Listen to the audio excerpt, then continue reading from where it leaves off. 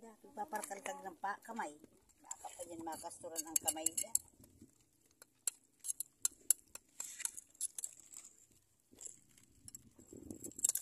Dito po tayo sa lugar ng Kalampinay.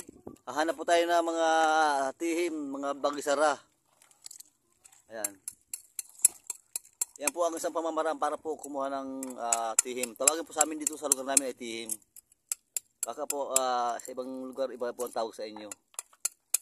Ganito nga, hindi na baga ito na. Pag pigaan na lugar, ayaw naman Hindi. Hanap kitang medyo maganda. Hindi. Sana matiklat. Ang tagal ng tiktik. Hanggat hindi nabubutas. Ay, wala mabutas.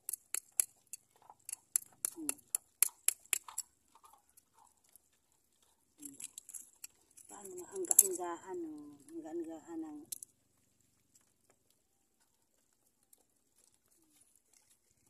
Yan po ang pagkukuha ng tihim. Yan. Marami na po siya. Yan po mga katropa, pwede na po siyang kainin. Kahit po bago lang kuha. Nakakain po agad siya. Nakuha pa tayo isa. Pakita ko sa inyo paano mo kainin. Yan po. Yan po, tihim. Kahit po walang asin, walang sangkap, pwede po siyang kainin. Sarap, masarap.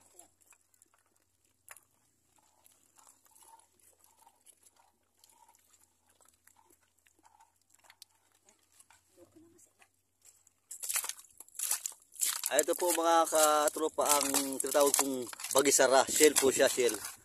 Ayan po. Hugasan po natin. Bagisara. Ayan po. Kinakatkat na po siya.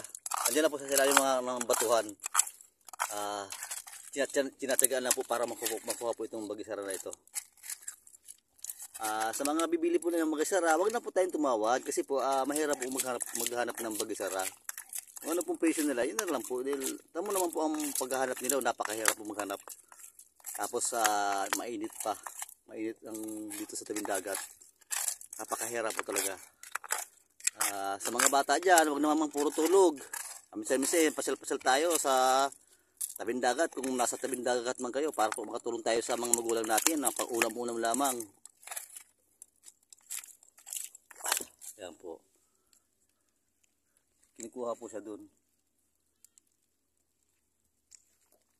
Tayo sa tabing dagat ng Kalampinay. Yan po, hanap din po siya ng bagisara.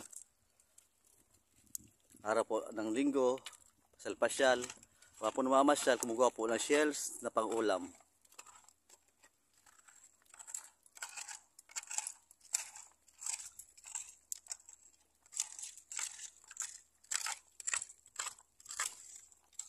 Babay po hanggang mga katropa, ganito po mo lamang. Mamaya papakita ko sa inyo uli ang pagkahanap po ng bagisara, maraming bagisara, tsaka po yung tihim. Lulutuin po namin to parang pang-ulam po namin. Time tick po, 8:30 po ng umaga. Babay mga katropa, ingat po kayo. God bless po.